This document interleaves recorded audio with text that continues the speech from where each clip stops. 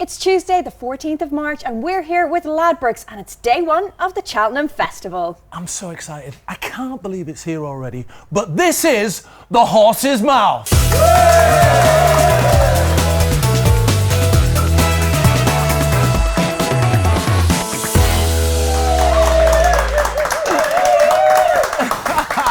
Good morning, everybody. I'm Kammy. And I'm Nicola, and welcome to the show. We're here for 4 days with the Cheltenham Festival, and we're going to have some fun.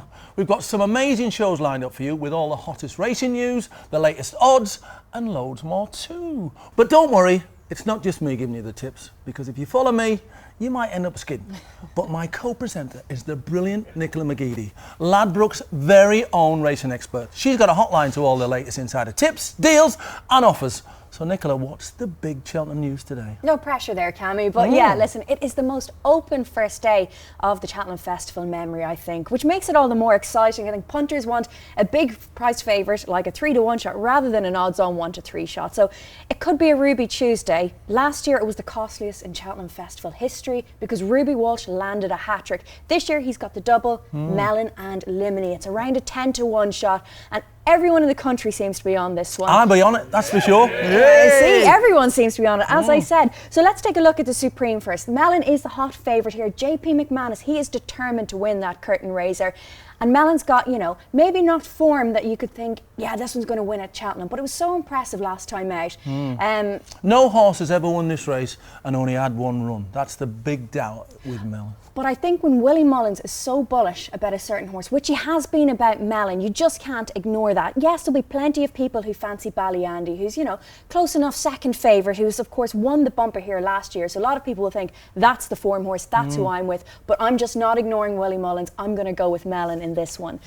Now, the feature race, of course, is the Champion Hurdle. And again, this race is so open, very exciting. But Yanworth, he is a worthy favourite. He carries the weight of my money, though, Nicola. Does he? He does indeed. Everyone's disappointed. Everyone's tearing up his lips. No, I'm only joking. No, lots of people are on Yanworth, Kammy. A very solid course for him, so, and versatile ground-wise. So a smart bet, I would have to say. I wouldn't put anyone off that. But at a price, I think Brain Power for me is the one I got to be with. Well, you know I can't back Brain Power. You're too hard on yourself, Kammy. Do you know what? He just looks so solid at Ascot and just seems to keep getting shorter and shorter in the market, anti-post wise, and will do no doubt today as well. An each way option for me has to be My Tenter Years, a bit of a forgotten horse, but don't forget, this horse finished second last year. Nicky Henderson said he's in great nick, so My Tenter Years is a big enough price at around 14-to-1, worth an each way bet. Yeah, I've backed him in recent past when Tony McCoy's been on him. I just think he needs it hock deep in mud, and today it's going to be dry. I think just a good horse will be versatile ground-wise. I'm going to give him a chance, but I know if you've backed him before and he hasn't done the business for you, it's hard to forgive. I get that, Kammy. One of the big races we don't want to forget, of course, is the Mare's Hurdle. Now, Limony here is, of course, one that I've mentioned in the double with Mellon, up against Vroom Vroom Mag. What a contest that's going to be. It's the one everybody wanted, but I think the fact that Ruby Walsh has decided to go with Limony over her stablemate, you got to go with that. Ruby's one of the best judges in racing, he is. And that's for certain. So you've got to back Limony. If Vroom Vroom Mag wins, disaster. I know. It won't be a good opening day for us, that's for sure, Kammy. Every day we'll be welcoming a guest or two who are just as keen as me to know more about what's going to win at Cheltenham. Today we're joined by a man who's probably looking for some light relief after a football season that's giving Gunners fans nightmares. It's Robbie Lyle from Arsenal TV. Morning, Robbie. Morning.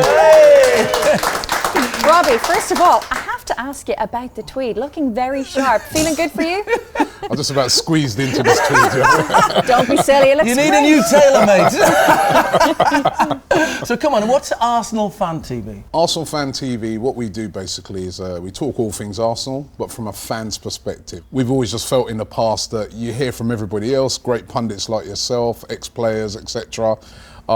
But we never hear anything from the fans. That's basically what we do. Well, we'll save some time for the Arsenal inquest a little bit later, but we're here to talk about horses. So, have you always been a big racing fan, Robbie? I mean, have you been to Cheltenham before? It's my first time at Cheltenham. I'm really looking forward to it. That's hence the tweed. I had to do an emergency thing for the tweed because... So you borrowed it off your little brother? Yeah. Oh, he called me out like that. So mean. I I think it looks great. Ignore him. But yeah, you know, this is my first time. I mean, my dad, I'm not a big horse racing, you know, fan, just a real casual horse racing fan. But my dad, well, you know, he's Jamaican, and Cameron probably know Jamaican family of that era, heavily into horse racing. You know, I remember every Saturday he'd have this paper out, going through, you know, all the horses and watching it on TV, and he absolutely loves horse racing. So the people at home who've not been to Cheltenham either, what are you looking forward to today? I'm looking forward to the atmosphere, because I heard that's amazing. So that's what I'm really, really looking forward to. And I know that from going to horse racing before, that when you're actually there, I mean, looking at it on TV, it's great, but when you're actually there, the excitement and the anticipation, you know, that's what I'm really looking forward to. I was in the bar last night with a couple of Irish guys who was watching the Chelsea-Man United game. They were Man United fans. Shock. And yeah, they said, get on Ruby Walsh. Anything Ruby Walsh, experts jump then, on. So let's go back to football then. Does Arsene Wenger stay at the end of this season, or does he go? You betting on that as well? Yes, we are actually. What is the price of that, Nicola? Actually, it's 3-1. I think if obviously they lost Lincoln, 3-1 it would have for been him a to big leave. difference, but 3-1 to be the next Premier League manager to go. But if he wins the FA Cup and he gets in the Champions League, would you be happy for him to stay? It's still a hard one for me, because even though there's an argument to say that if he did that, go out on a high. Right. Go out, you know, you've won the FA Cup. And if he doesn't go out on a low. Hopefully we get Spurs in the final, beat them, go out on a high. Well, thanks for now, Robbie, but you stay where you are, because we've got something for you later on. Okay, thank you very much. Now, for the first day of the festival, it is all about the famous Cheltenham roar. 60,000 voices roaring with excitement. Prompted by the start of the very first race. At its loudest, it's been recorded at an incredible 119 decibels, which is louder than a Boeing 707 taking off. Yes, it is. So we thought it would be fun to hit the streets and put the people of Cheltenham to the test to see how loud their roar really is. Hi guys, my name's Alex and I've got the best job for the festival week. I'm going to be your roving reporter out in the streets of Cheltenham, hopefully the pubs, bringing you all the news and the stories. Now, we've heard all about the famous roar up at the racecourse, but let's see what the public can do. 3, 2, 1... 118.7, you were 0.3 of a decibel away. Man! 118.4, not bad.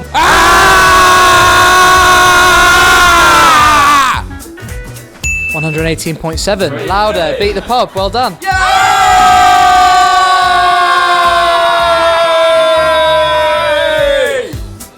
114.7, not bad. These guys are confident they're going to set a new record. Okay, so no pressure, guys. 3, 2, 1, go. 119.1. Okay, give it your best shot. I'll count you in. 3, 2, 1. 120.5. We've got a new record. A new record. Thank you very much. So there we have it. That's the best that Cheltenham can offer. But Kammy, I know you're going to top the lot.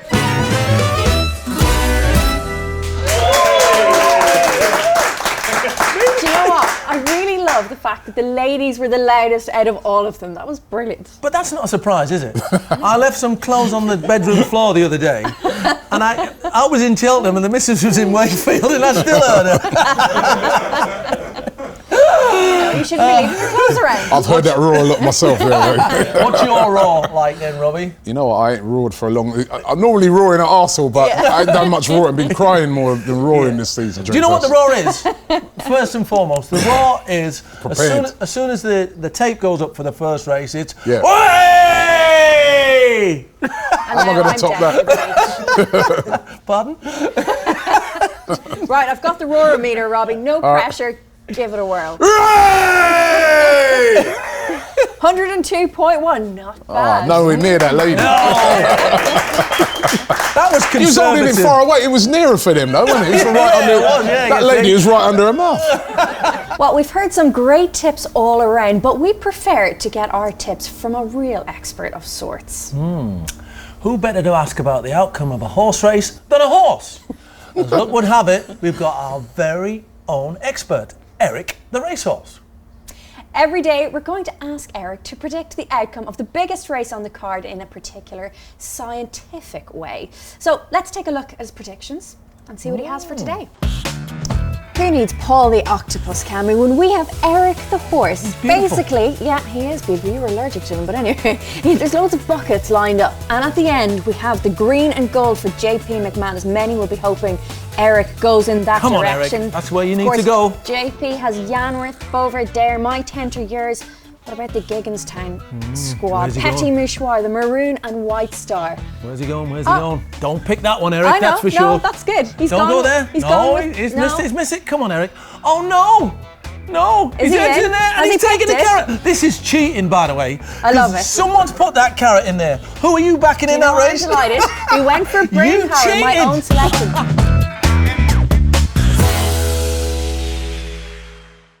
So there you have it. Both myself and Eric are with brain power today. Now it's time to have some fun. Although when I say fun, I'm taking this part of the show very seriously indeed, because it's time now for the Giddy Up Challenge. And today it's Kammy versus Robbie. Is that the McGeady Up challenge? See what you did there. Right, guys, up you get. Come on, break it up, break it up. It's a Get up horse there. race, not a fight. Exactly. Right, guys, quickly, the rules are very simple. First across the line wins. It may look like a child's video game toy. That's because it is. And they're up. Strong start for Kammy, and Robbie's not too far behind him. Robbie is letting rip. We're at the final furlong, guys. This is it. Give it everything. And Kammy has finished, followed by Robbie. So we have the scores. Time 1:35 for you, Kammy, and 1:37 for you, Robbie. So looks like we have a winner. Can we have some water here for Kammy? I don't think he's going to make it. I will never complain about Ruby Walsh ever again. See, it's not as easy as it looks. I don't envy any of those jockeys. But Robbie, thanks for being a great sport. Yeah, Thank you very great much. stuff. You're not even breathing. I want to steer his inquiry though. You need to try harder. Arsene Wenger. Right, Robbie, well, I think you deserve a drink, so let's head over to the bar. I do. He's been a great sport. Thanks for joining us. Thank you. On the horse's mouth. Well, Robbie, I've got this cocktail for you before you go. It's called Forest Bean, which actually runs in the 210 in the Arkle. Hasn't got a chance, so if you've backed it, you'll probably need this drink. It is made with gin, fresh blackberries, a bit of lime and a bit of tonic. So yeah, go ahead, enjoy it. You deserve it. That's it. Enjoy that. Best of luck at the races, everyone, and best of luck to everyone who's having a bet today. Now, every day at the end of the show, Nicola will be telling us all about some very special Cheltenham offers that are available today from Ladbrokes. So, Nicola, what have you got for us? Yeah, lots coming up. Mullins money back offer on the 410, where Mullins has the front two in the betting, Limini and Vroom Vroom Mag. Two fantastic reasons to take some other value on other runners. So if I back something else and one of those two win, do I get my money back? You do. So Wow. It's as simple as that. A cracking offer. Don't forget, we also have Best Odds Guaranteed Plus available on every race, so you can take a price, and if the SP is bigger, we'll boost the price further. And of course, look out for a special price boosts from midday, available online, mobile and in shop. Some great deals there, Nicola. So get your apps open or get down to your local Ladbrokes shop, and best of luck with that. That's nearly it for today. But before we go, there's just time for one more tip. Remember, never push your granny when she's shaving. I don't get that. Neither do I. Who writes this rubbish? Anyway, we'll see you tomorrow. Bye.